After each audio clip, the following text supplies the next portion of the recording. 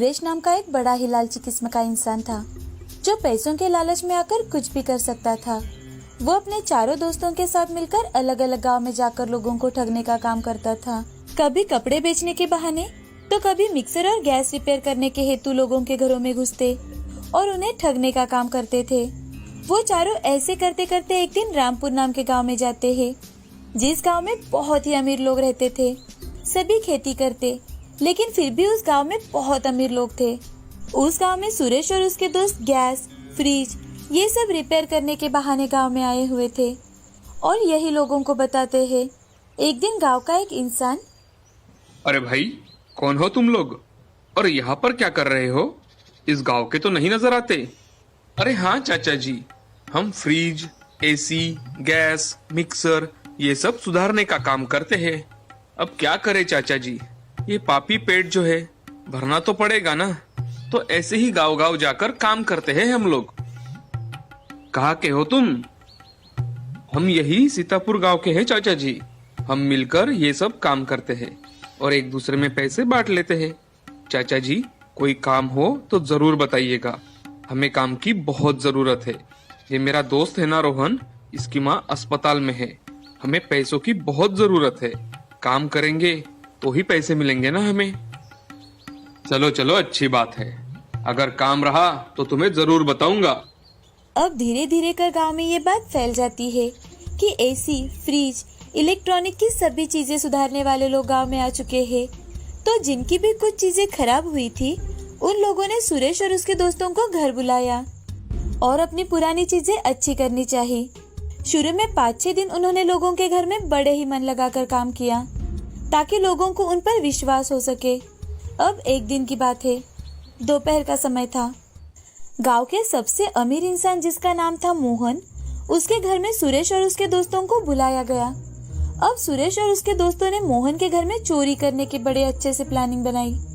अब सुरेश अपने दोस्तों से, देखो दोस्तों, हम 6 दिनों से इसी दिन की राह देख रहे थे।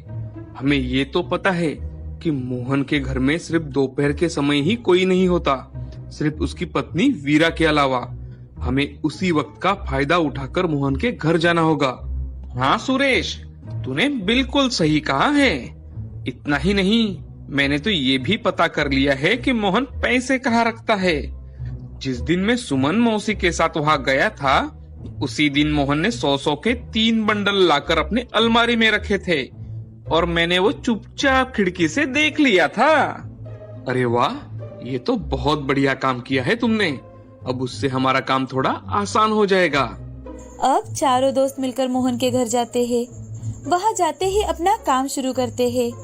सुरेश का दोस्त वीरा से, भाभी जी, क्या हमें थोड़ा पानी मिल सकता है? हाँ जरूर भाई साहब, अभी लाती हूँ। जैसे ही वीरा किचन में जाती है, तो सुरेश अपनी बाइक से बेहोश करने वाली दवा बाहर निकालता है और उसे एक हाथ रुमाल पर डालकर साइड में रख देता है।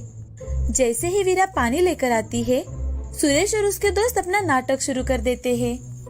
अरे सुरेश, जरा देखो तो, मैंने कल रामजी चाचा के यहाँ से ये अत्तर खरीदा था। मुझे तो इसकी खुशबू बहुत ज्यादा पसंद आई। देखो, तुम भी तो देखो। सुरेश झूठ मूठ का सूंघने का नाटक करता है, साथ ही सभी दोस्त भी सूंघने का नाटक करते हैं, जिसे देख वीरा को भी लगता है कि एक बार वो भी उस स्मेल को सूंघ ले। तो वीरा उन चारों से, अरे भाई, हमें भी तो सूंघाओ, आखिर हम भी तो देखे रामजी चाचा कौन सा अत्तर लेकर आए हैं। अब जैसे ही वीरा उस रुमाल को सूंघती है, तो वो बेहोश हो जाती है। अब चारों दोस्त मिलकर पूरे घर को साफ कर लेते हैं और गांव में किसी को ये बात पता चले, उसके पहले ही गांव छोड़कर दूर कहीं भाग जाते हैं। अब मोहन घर आता है, तो वीरा जोर जोर से रो रही थी। ये देख मोहन, वीरा, क्या हुआ? तुम रो क्यों रही हो? और ये सब क्या है? वीरा रोते रोते मोहन को सारी बात बताती है। अब इस बात को लेकर गांव में बहुत ज्यादा बवाल हो जाता है। गांव में पुलिस आती है, पुलिस कंप्लेन करवाई जाती है, पूछताछ की जाती है। लेकिन बाद में पता चलता है कि सुरेश और उसके दोस्तों के नाम पर कई सारे केसेस दर्ज की गई है। पुलिस भी उनकी खोज कर रही है। दूसरी ओर सुरेश अपने दोस्तों से, अरे दोस्तों, इस बार हमें बहुत ज्यादा मुनाफा हुआ है। तुम्हें पता है मोहन के घर में खूब सारी चीजें मिली है हमें। अब जिसके सहारे हमें कई सालों तक किसी को ठगने की कोई जरूरत नहीं है। और हाँ, हमें कहीं पर चोरी भी करने की जरूरत नहीं।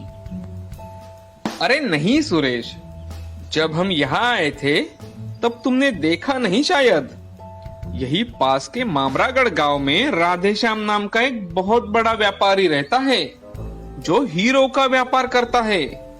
अगर सोचो हमें वो हीरे मिल जाए तो हम जिंदगी भर आराम से रह पाएंगे और कहीं दूर जाकर अपनी दुनिया बसा लेंगे भाई। क्या? हीरो का? फिर तो हमें वहाँ चोरी नहीं, डाका डालना चाहिए, डाका।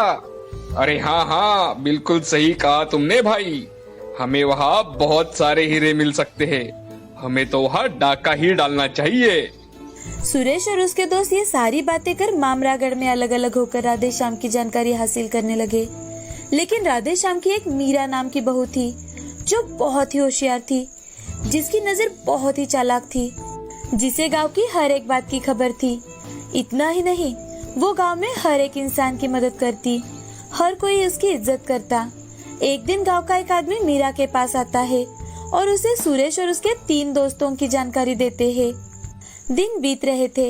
एक दिन जब घर में सिर्फ मीरा थी, तभी सुरेश और उसके दोस्त कपड़े बेचने के बहाने से राधेश्याम जी के घर में आते हैं और वो मीरा से, अरे दीदी, जरा देखो तो हमारे पास कितनी तरह की साड़ियाँ है, कई तरह के कपड़े हैं। आप खरीदना चाहो तो मैं आपको दिखा सकता हूँ। अरे नहीं नहीं भाई साहब, हमें कोई कपड़े वपड़े नहीं चाहिए। हम ऐसे रास्ते पर आने वाले लोगों से कपड़े नहीं खरीदते। ऐसा कहकर सुरेश वहाँ से चला जाता है। अब कुछ दिनों तक हर रोज सुरेश और उसके दोस्त कोई कपड़े लेकर, कोई मिक्सर गैस रिपेयर करने के हेतु, कोई सब्जी वाला तो कोई फल वाला बनकर राधेश्याम जी के घर में आने की कोशिश करने लगे। ये सारी घटनाएं देख मीरा को यह बात समझ में आ चुकी थी कि ये वही टोली है जो लोगों को ठगने का काम कर रही है। एक दिन उसने अपने घर में ही जाल बनाया जिसमें सुरेश और उसके दोस्त फंस जाए। वो पुलिस को इस बारे में इन्फॉर्म करती है और अपने घर में छुपने के लिए कहती है। दूसरे दिन सुरेश और उसके दोस्त सब्जी, फल, कपड़े और सामान ठीक करने वाले के रूप में घूमने लगते हैं। तो मीरा, ओ सब्जी और फल वाले भैया, जरा दिखाना तो। आज बहुत ही ताजी ताजी सब्जियां दिखाई दे रही है आपके पास। सब्जी और घर में फल भी नहीं है, तो आज आपसे ही खरीद लेती हूँ। तभी हमेशा की तरह सुरेश मीरा से, अरे दीदी, जरा कुछ कपड़े भी खरीद दो ना, मुझे भी पैसों की बहुत जरूरत है। ठीक है बाबा, ठीक है, आज दिखाई दो आप मुझे। वैसे भी आज मुझे कोई काम भी नहीं है, तो चलो देख ही लेती हूँ। मीरा बोल ही रही थी कि तभी उसे एक आवाज सुनाई देती है। Mixer grinder, AC fan, gas repair करवा लो। भाई जी, भैया जी, किसी को मिक्सर गैस रिपेयर करवाना है? उस आवाज को सुन मीरा, अरे भैया आप कपड़े बाद में दिखा देना। अरे ओ सब्जी वाले भैया, आप जरा रुकिए, मैं अभी आपके पैसे लेकर आती हूँ। लेकिन सबसे पहले तो मुझे गैस अच्छा करवाना है।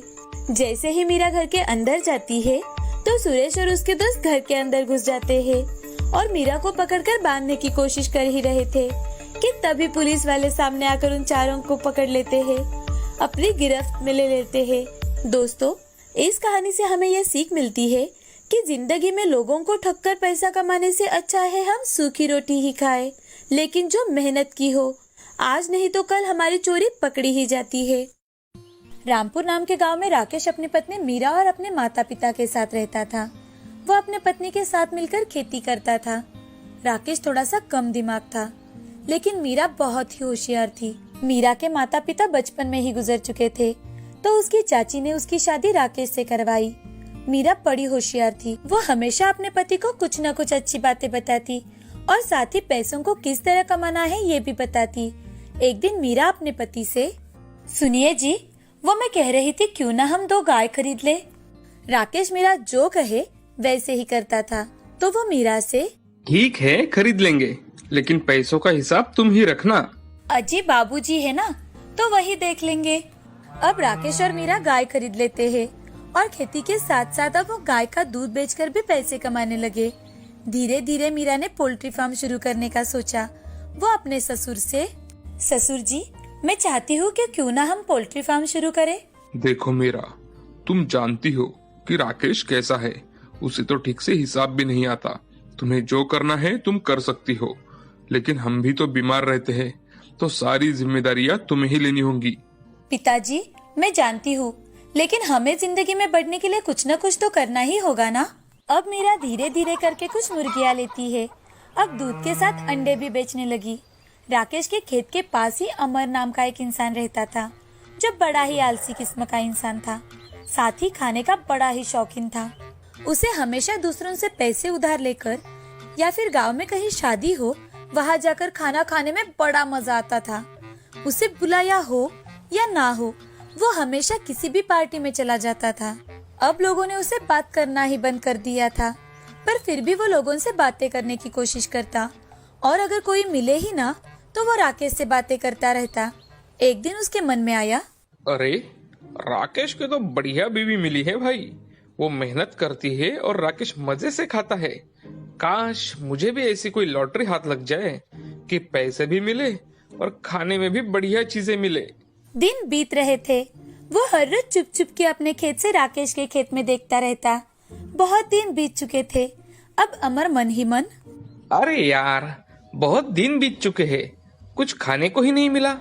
कुछ तो करना ही होगा। अमर को कुछ अलग खाने का मन कर रहा था। तभी राकेश अपने मुर्गियों को उठाकर टोकरी के नीचे रख रहा था। मुर्गियों को देखकर उसके मन में लालच पैदा हो गया और साथ ही उसके मुंह में पानी भी आ गया था। वो मन ही मन, अरे वाह वाह, क्या बात है। इतने दिन बीत गए, मेरा तो यह ध्यान ही नहीं गया। इतना अच्छा खासा खाना मेरा इंतजार कर रहा है, लेकिन इसे अपने पास कैसे लाऊं? अब वो राकेश को अपनी चिकनी चुपड़ी बातों में लाने की कोशिश करता है, लेकिन राकेश उसकी बातें सुन अपना काम खत्म कर वहाँ से चला जाता है।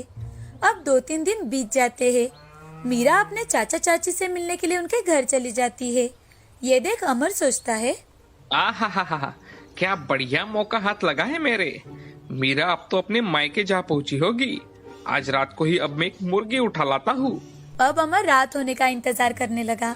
शाम के वक्त राकेश ने अपनी सारी मुर्गियां टोकरी के अंदर रख दी। ये सब कुछ अमर अपने खेत से छिपकर देख रहा था। रात होते ही जैसे ही राकेश और उसके माता पिता सोने के लिए घर के अंदर चले जाते हैं, तो अमर धीरे से आकर एक मुर्गी चुरा कर भाग जाता है और उस मुर्गी को पकाकर खा लेता है। वो पकी हुई मुर्गी खाते खाते, वाह वाह वाह, बड़ी लाजवाब है ये मुर्गी। कितने दिनों बाद स्वाद आ गया। वाह, एकदम बढ़िया। मुझ पर किसी को शक ना हो, इसलिए 2-3 दिन में एक बार ही मुर्गी उठानी पड़ेगी। राकेश के पास इतनी मुर्गियां हैं, एक हाथ गायब हो जाए तो उसे क्या पता चलेगा। अब 2 दिन बीत चुके थे। मीरा भी अपने मायके से वापस आ चुकी थी। आते ही उसने मुर्गियां देख राकेश से, राकेश जी, इन मुर्गियों में एक मुर्गी कम है।